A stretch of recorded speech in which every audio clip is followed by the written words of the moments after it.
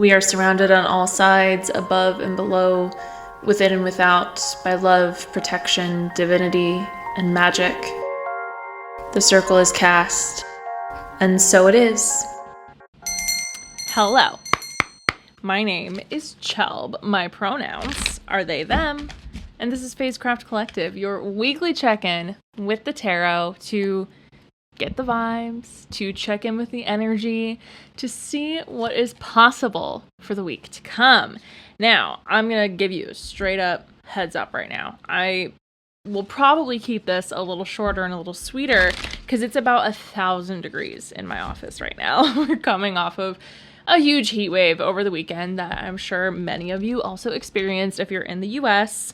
And I live in an old building with one measly little AC window unit in a room that doesn't line up with this room. So getting this room to be cool is a bit of a task, but we've done our best so that the door can be closed and I can get this done for you. I literally have a frozen water bottle like on my back right now to help with the situation. So just know that that's the energy that I'm bringing here. And of course the energy of lots of other things that are happening that I'm sure many of you are aware of. And as always, I'm not necessarily here to tell you, anything placating. We don't come to the tarot, well, some people go to the tarot and lie to themselves, right? We're not here to hear that everything is going to be okay. We're here to see how we can be active participants in shaping our future. And that is kind of what I want to remind you of, just in general, is that you can be an active participant in shaping the entire world, not just your own life and your own experience. So, there's that. On a more fun side of things, we only have a couple of weeks until my summer class series starts, which is so great and so fun. So July 10th is the first one. It's Witchcraft 101. It's learning how to be a witch, essentially. The basics of modern witchcraft. I am, given the events that have transpired over the past couple of weeks, I also have a resistance magic class that I teach at different points throughout the year and in different settings. And I'm not going to completely replace the class with resistance magic, but I am going to add a section of resistance magic into Witchcraft 101 because it just feels right. It feels like the reason that many people might be approaching the craft or approaching magic at this point in time. So it feels right to include that conversation. So there will be a bit about, how to properly ground and protect and, yes, do some baneful magic like hexing, like cursing. So, and on top of all of that, it'll be like the fun, like, here's how to be a witch in today's world information. So if that's interesting to you, Witchcraft 101 is on July 10th. Tarot 101, a 90-minute crash course to help you learn how to read the cards. That's July 17th. Then I have Devotions, my deity work class and workshop. You get to, at the end of it, we'll practice writing a prayer or a hymn to a deity, which is really fun. That's the week after the 17th, which is math. The 24th. Sure, that feels real. And then on the 31st of July, the Lunasad Spell Circle, which is so fun. I love the public spell circles for the Sabbats. It's just a great time to be in community with everyone and make some magic and light some candles and talk about where these practices and these holidays come from. So all of the info for that is at the link in the episode description. I believe I forgot to take down the all 4 classes for 25% off button. So if you're lucky, that's still there and you can get all 4 classes for $99, which is 25% off. So hey, my forgetfulness is your reward.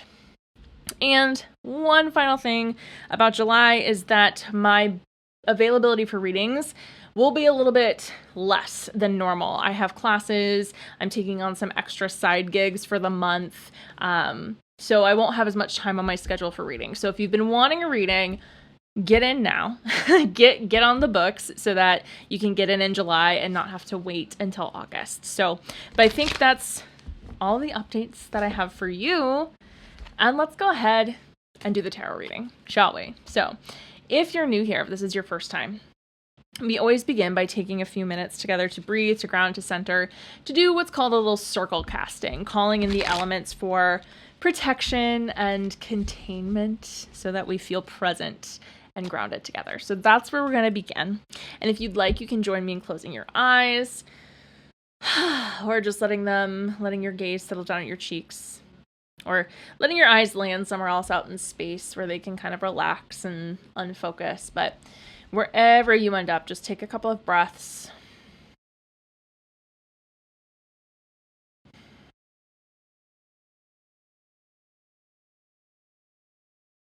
Be present with your body in this moment.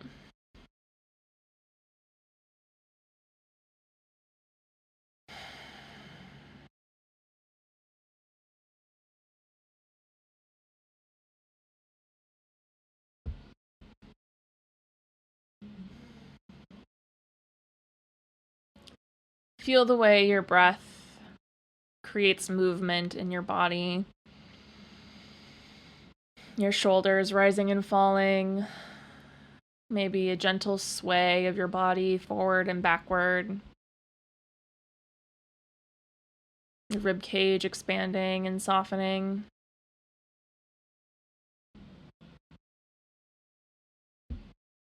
And let your exhales, each breath out, travel down your body and settle your awareness into wherever you're making contact with the ground. Whether that's your seat on the chair, your feet on the floor, your back on a bed or couch. Wherever the lowest point of you is, allow your breath to settle there. Allow yourself to become aware of the weight of your form being held by gravity, being supported by the earth.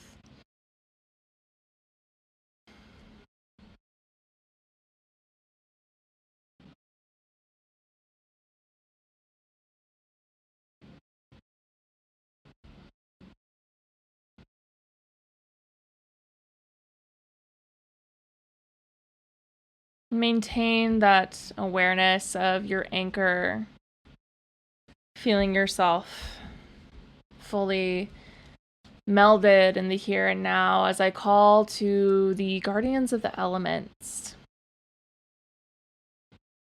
And as each element arrives, imagine their force, their essence, either creating a circle of protection around you, or awakening within you. You carry all elements within you anyway. So you can feel their activity stirring and building an invisible armor to hold you and protect you. Or maybe you see a circle of salt or a ring of fire, or something else that helps you feel safe and powerful. And call to the spirits and guardians of the north, of earth, of the deepest roots and the tallest trees, the stardust that gave shape to this planet, into our bones, hail and welcome. I call to the spirits and guardians of the east, of air, of wind and breath, of thought and change, hail and welcome.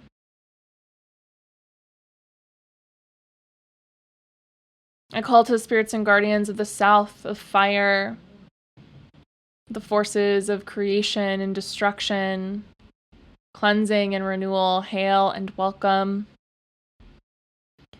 And I call to the spirits and guardians of the west, of water, the oceans and our blood, the rivers and our sweat, the rain and our tears, hail and welcome. We are surrounded on all sides, above and below, within and without, by love, protection, divinity, and magic. The circle is cast, and so it is.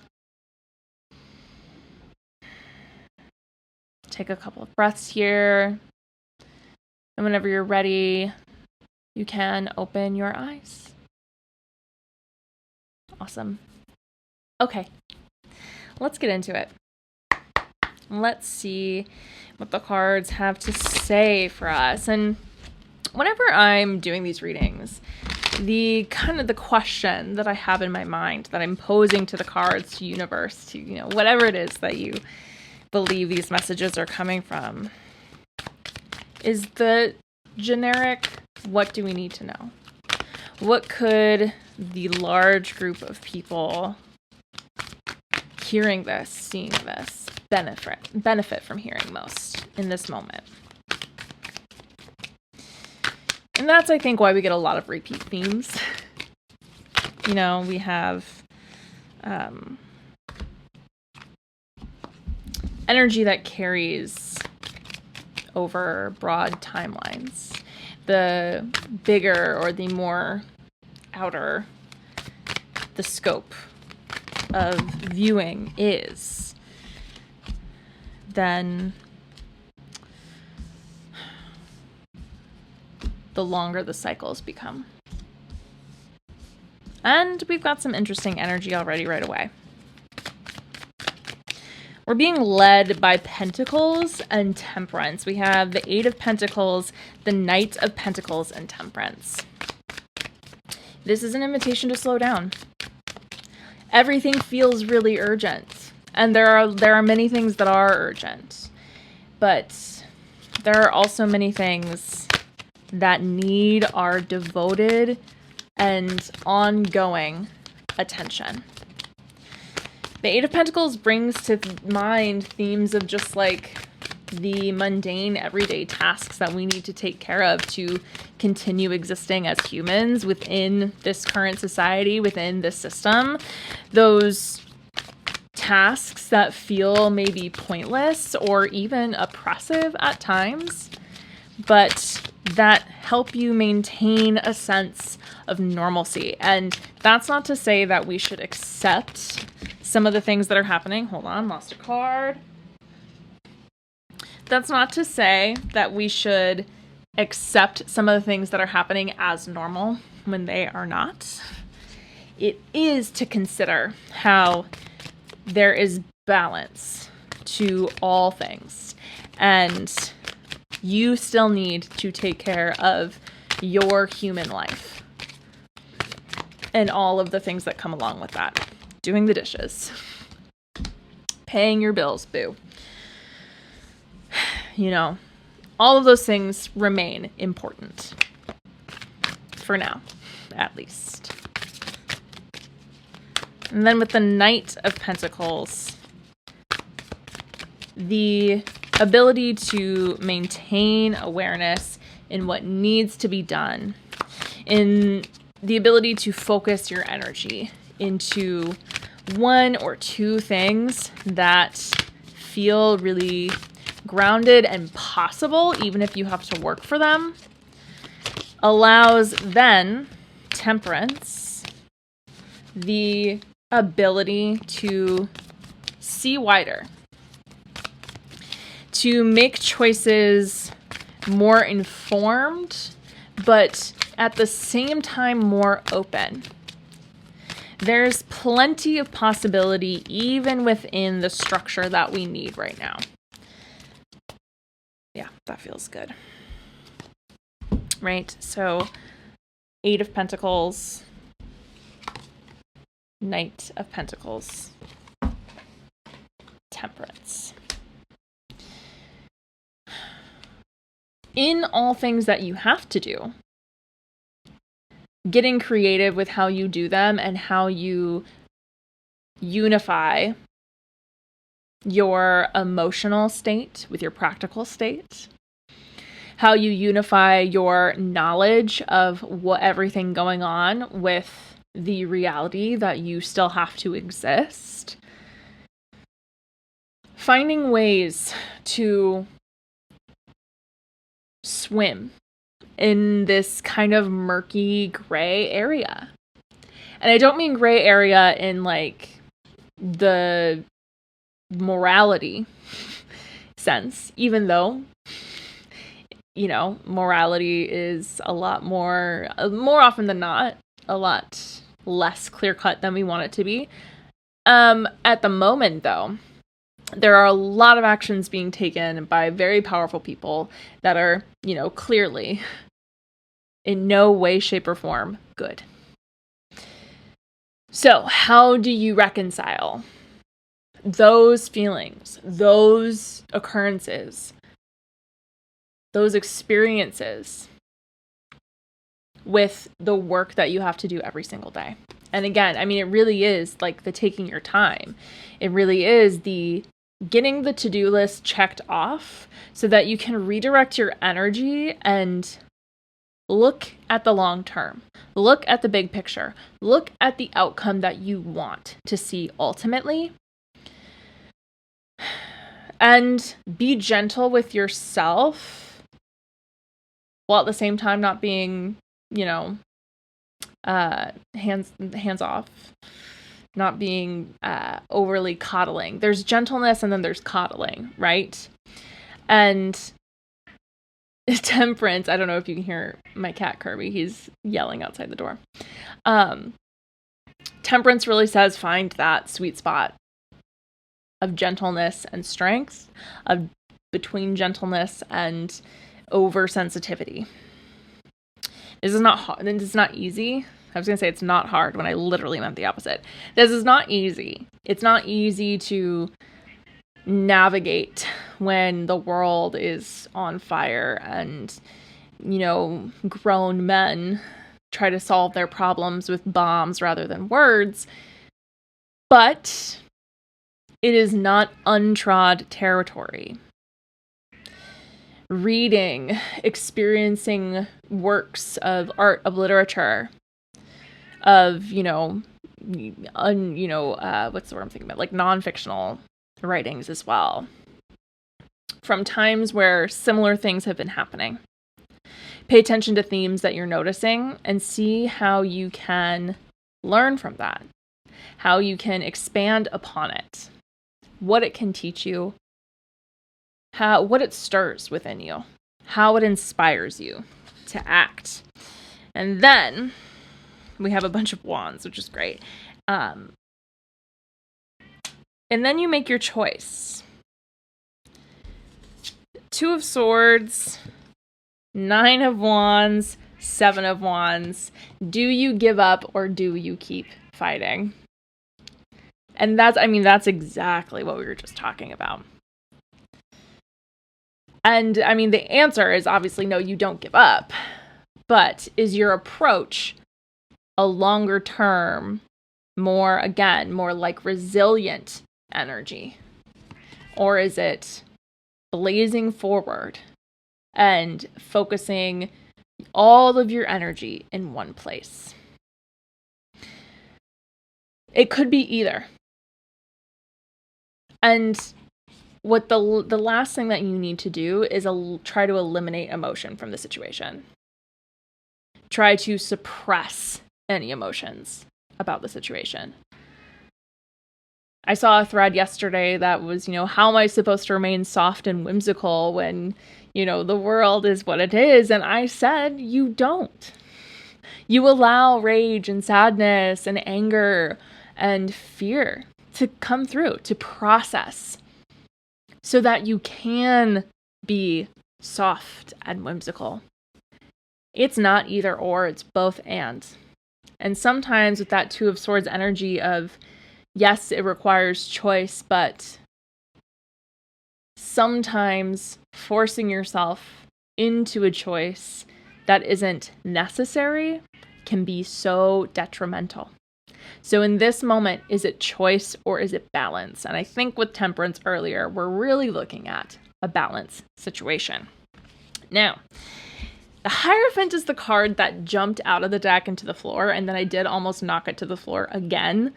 And we love the Hierophant here. We know this. The Hierophant, the King of Wands, and the 7 of Pentacles. And then the final card that came out was the Lovers. I'm going to get to that in a second. But the Hierophant of the King of Wands has this energy of, tradition, an institution, and how to get creative and play and recognize your place, the place of your passions and your power within institutions. There is a lot to be said for, a lot of the systems that we currently live under needing to be completely torn down and replaced. And we kind of have to know where we're going with it before that happens. We kind of have to learn how to work with what we have now and not wait for something new to come. And so what that can look like is fully claiming your place, staking your place within the existing systems and saying, this is how I'm going to do it. Saying, this is how I feel about it, and I will not let anyone else tell me differently. Kirby is so excited about this card combination. I don't know if you can hear him because I'm still, this is week 3 with this new mic. And I never know until I listen back if I'm going to get background noise of cats. So I'm just going to keep trucking along. And if you can hear Kirby, then just know that he is cheering us on. And it has nothing to do with the fact that he gets his dinner in 15 minutes. So, the Hierophant and the King of Wands. Stake your claim within the current system, not so that you can tear it down from within, but so that you can learn how it operates and know exactly how you want to change it. Because then we have the 7 of Pentacles, which I think we've been getting a few times recently. Again, like I post it and then I move on. So, but the 7 of Pentacles is that energy of like building something long term, of deciding how you want to go about it, making your plan, and then committing to making it happen. This energy offers you space to examine where you've been, what you've done in the past, and how you want to move forward, what you've learned, the lessons that you've received, and how they can inform successful endeavors in the future. What we decide we want to focus on, what we decide we want to build now is going to last, so we better make it good. And then the Lovers. Union, harmony, following your heart, making the choice that serves love. Now, we all know I am not here to say love and light only, because that's not what this is. Following love, making choices out of love, does not always look like standing in a circle and singing Kumbaya. A lot of times, it looks like a strategically placed anointed nail on the corner of a property. It looks like standing in front of an ice van that's trying to take your neighbors. It looks like forming a circle, a human chain around a group that is endangered. It is recognizing the power that you hold in your identity, in your privilege, in your, spaces, and choosing to use it with love for your other humans. So yeah, it's love, and we're recognizing that love does not mean only acting in a certain way. Rage can be born out of love. Fear can be born out of love. Anger can be born out of love. If the love is the root, if the heart is the root, if you're acting from a place that is fully aligned with, your heart, then that is moving in love. From love. And that is good. Let's look at the bottom of the deck, which is the Chariot. I had a feeling that the Chariot was going to come up when I saw the 7 of Wands and the 7 of Swords, because it's Cancer season. This is Cancer's card, which I still think is kind of weird, but it's care, baby. It's care for you, for everyone around you, and recognizing that when you need to take up the mantle to defend those you love, to defend those who need your care, then you have to follow. That once you decide the path that you want to walk, you just keep going. that right now you have so much more power than you think you do, and that certain other people and institutions want you to believe that you have. So, use it wisely. Okay. I'm going to diffuse the cat situation outside my door so that we can close our circle peacefully. So just hang on 1 second. There's going to be a weird jump cut in a moment. Okay, the boy has been taken by his father.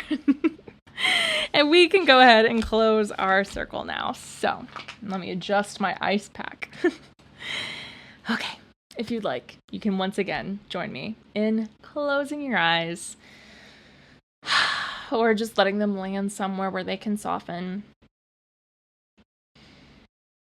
Take a couple of breaths and either reimagine that circle of protection that you put up around yourself or reignite the feeling of the elements within you. Take a big deep breath in, and as you exhale, release that circle, that feeling, opening this circle, opening this energy, releasing it all. I release the spirits and guardians of the west, the south, the east, and the north, sending you back to your place in the natural order with praise and with gratitude. I send the energy of all those watching and listening back to them whole, complete, and intact. I take my energy back to myself whole, complete, and intact. May we remain friends, though our energies are no longer crossed, corded, or tangled at all, starting now. Take a breath, feel your energy settle into you, all yours. The circle is open, and so it is. All right, friends. Thank you so much. I said this was going to be short and sweet. It's normal time. And the ice pack on the back seemed to work, so that's great. Okay, well, that's all I have for you. Come to class, get a reading. You can also get written readings, emailed readings. I know I've mentioned it before, but I do 4-card, 7-card, and 12-card emailed readings. The 4-card readings are sliding scale, $30 to $40, so you can get just a quick little check-in should you need it. But I am going to be limiting my capacity for those in July as well, since my schedule is going to be kind of busy. So yeah, if you need a reading, don't wait. Get that scheduled, get that purchased. If you want to join a class, come sign up for a class. As always, everything's in the episode description. But that is all. I hope you have a great rest of your week, and I will see you next time.